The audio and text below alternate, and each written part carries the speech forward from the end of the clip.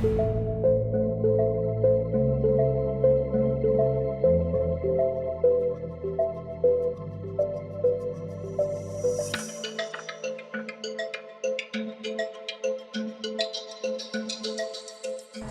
ora everyone, and welcome back to our channel. Today we're gonna be taking you to a place I always been wanting to go since I saw the movie Troy. So we're heading to Çanakkale. It's supposed to be where the Troy city foundations were found, and we're hoping it will be a really good experience. The city of Troy is so fascinating, much more than just the Homer stories, but also because of its rich history. It has several layers from different civilizations that occupied Troy for around 5,000 years.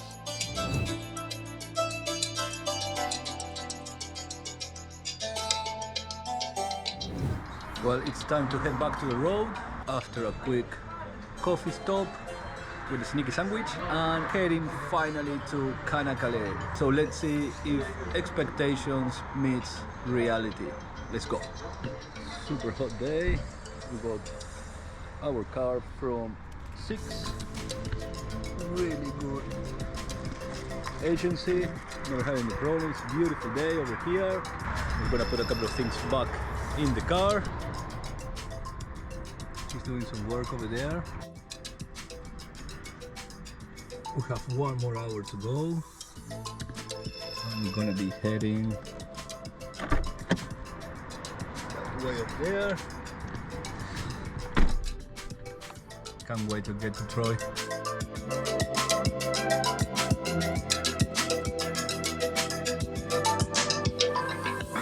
These are one of the things that I love the most. Driving my car on a beautiful day, going to the Mediterranean. Doesn't get any better than this.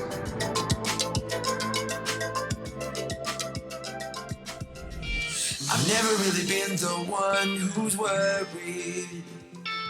Always been the one who's keeping it cool. The kind of guy who chill while others. So we just made it to the hotel. Had a few hiccups. I lost my backpack in the place where we stopped for a coffee, so we have to go back. It was like 100 kilometers and we got lost, but we finally made it. We're here on Avec Hotel. Let's just go inside for a second.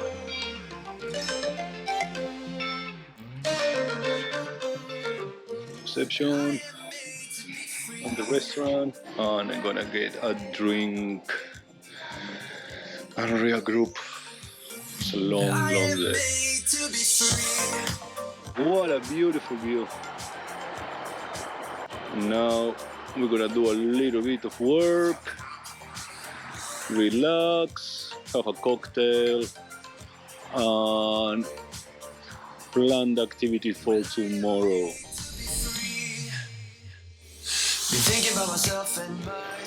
Okay guys, we're gonna be heading now to the archaeological site of Troy, and it's only 30 minutes drive from here, and the city should be just over there, 30 minutes. It has an archaeological site and the museum.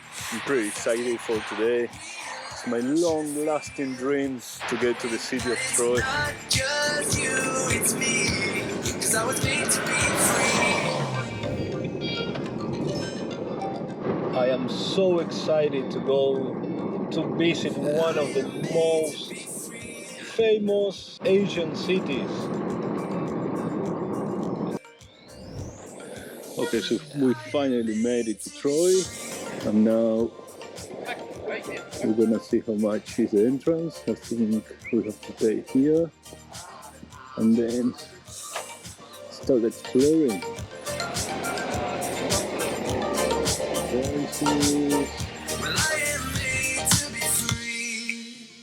That's my choice. Well, the entrance cost something around 1,000 liras. That is around 45 New Zealand dollars as for 2024. I think it's a reasonable price for what I'm looking at the moment. And I'm always happy to support museums and all the hard work that all the people put through to let us have a glance of what it used to be back in the day. Here we have a replica of the old Trojan horse, and the story tells that because of the super strong fortification walls that the city holds, the Arcadians couldn't break into the city, so after 10 years of siege, they designed a genius plan. They built a massive wooden horse and left it on the shore as an offering to the god Poseidon for safe travel. They pretend to leave the Trojan shores, but a handful of warriors were left inside the horse. The Trojan army decided to bring the horse into the city as it was an offering for their same god. And of course, after 10 years of siege, they were celebrating, drinking, partying, and after everybody was asleep, the warriors hidden inside the horse came out, opened the gates, and the whole Arcadian army invaded the city.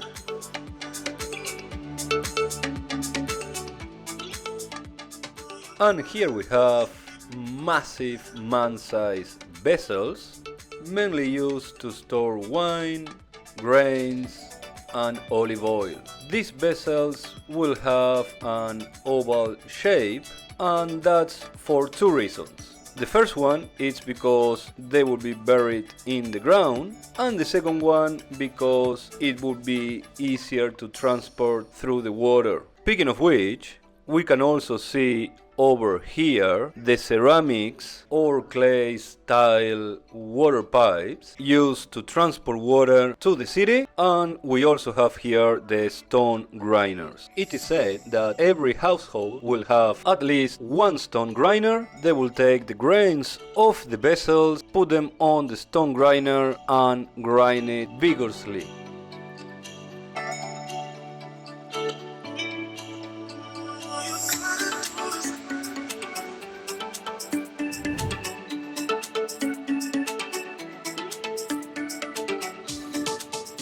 This was probably the principal entrance to the citadel, and that would have been just over here, the main road. Guys, please don't laugh at me, but I always find it fascinating in all the archaeological sites that I visit, how the land keeps growing on top of these previous civilizations.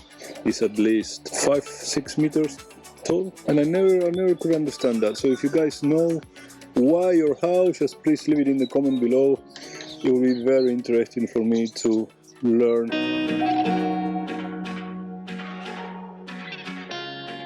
There's so many different civilizations were here year after year. The story says between 3 and 5,000 years. And here we have some sort of R&D theater, lectures, concerts, political events took place, and beyond you can see an old fortification of Troy from the year 6 with only one single column surviving, always in a half circle shape. Apparently it's always for acoustic. This is how it would have looked. And to be honest, has some sort of romantic feeling to it. Here we have the century of Troy from the 8th and 9th century.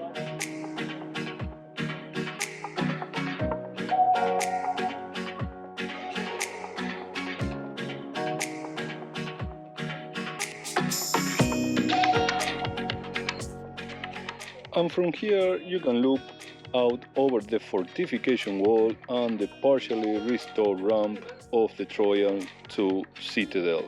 Troja too was built on top of the remains of Troja Ilia and is subdivided into 8 building phases.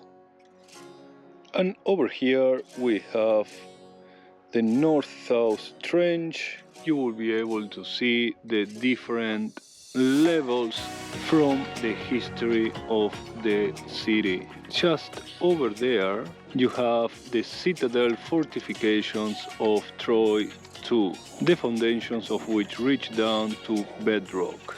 And just in front of us lies the middle trench.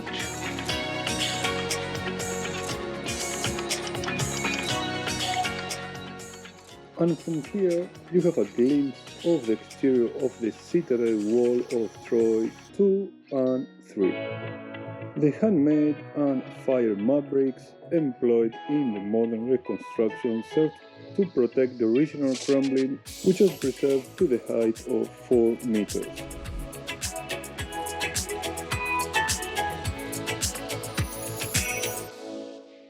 Here you can see a section of the fortifications of early and middle Troy 1. Troy 1 was built 2920 BC.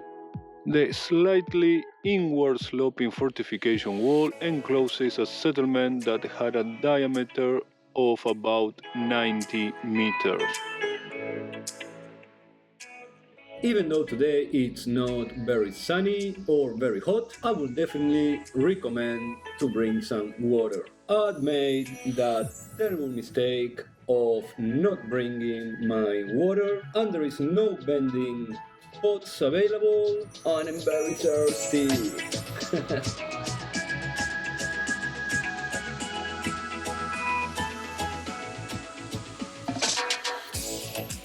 Okay, so it was pretty cool visit, and the whole tour lasts something around 2 hours if you go really slowly, taking pictures and showing your time. There are not too many people here. We are in October. It's worth coming with a guy, yes, if the guy of course is passionate about its craft. Otherwise you can come by yourself, pay the entrance fee that I hope it will cover also the museum that I want to go next. And apparently I have to also pay the car park. Okay, so now it's time to go to the museum. Pretty fancy car parks. And we have the museum over there. Okay, so let's go and see.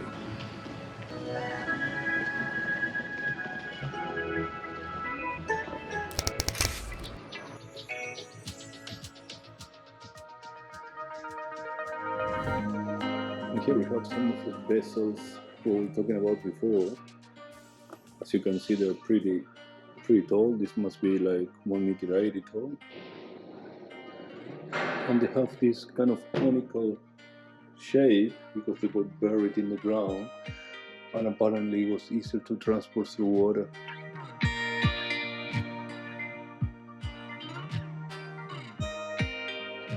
Oh, someone did it way faster than me. Yeah, I was pretty happy with my scope. But anyway, you can choose 3 ceramics. We chose this one, and you press it again and it breaks down.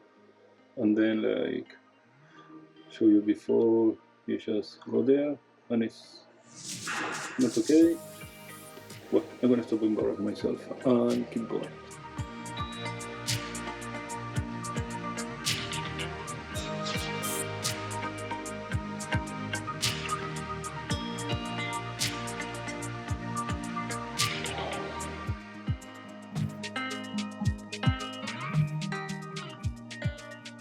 They have these chests in Troy that are actually pretty cool.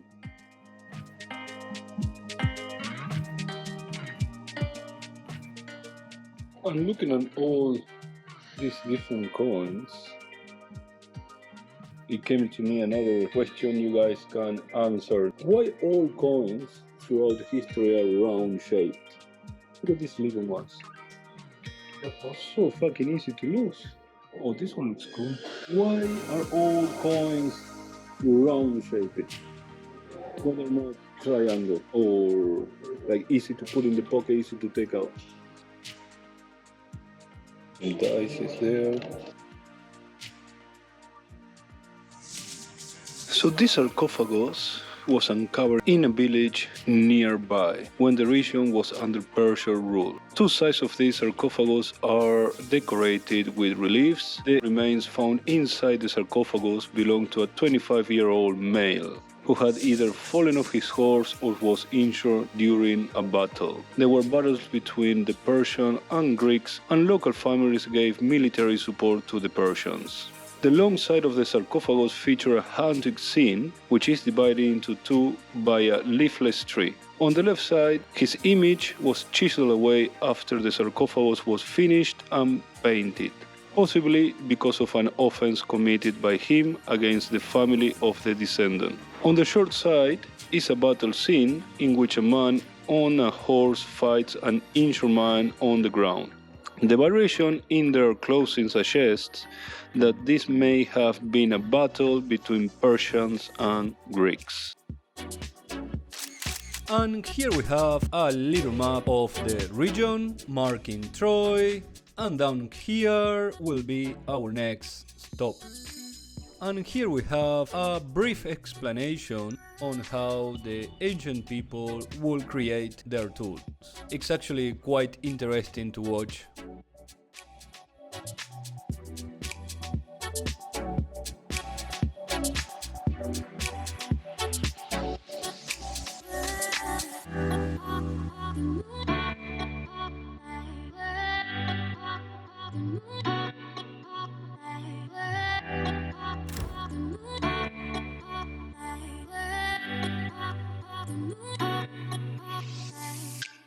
The museum has 3 levels, all worth visiting, to be honest.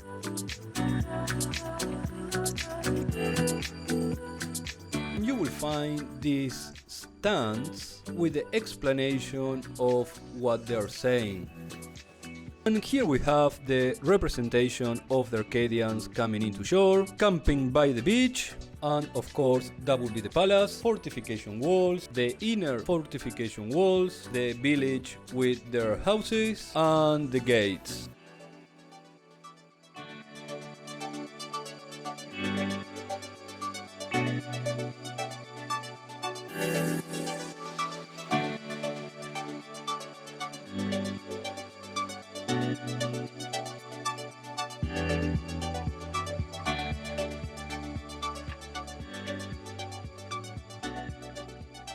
And this is most likely the same views that they would have seen back in the day, except that part over there, that wasn't there before.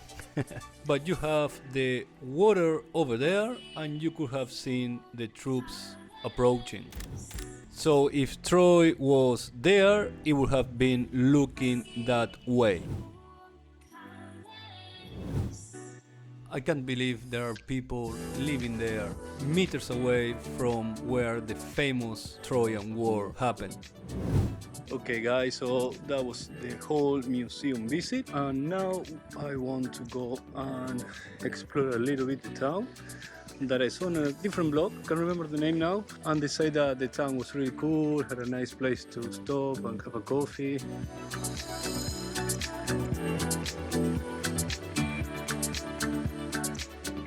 So here we are in the town of Troy, and something that I love to see are windows without iron bars. Usually means that the place is super safe.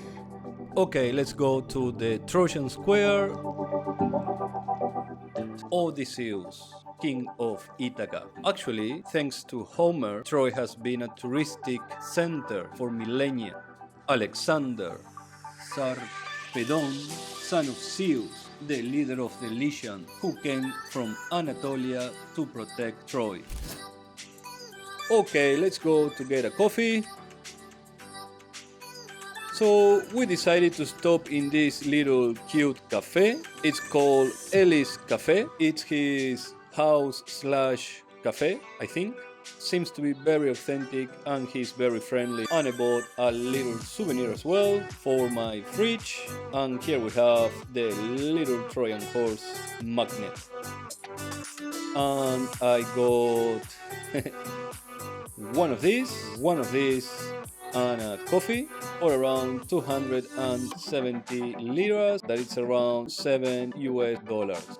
Okay guys, that's all for now. We hope you have enjoyed this video as much as we have enjoyed making it. Don't forget to like, subscribe and follow us for more adventures. We'll see you on the next one. Bye for now.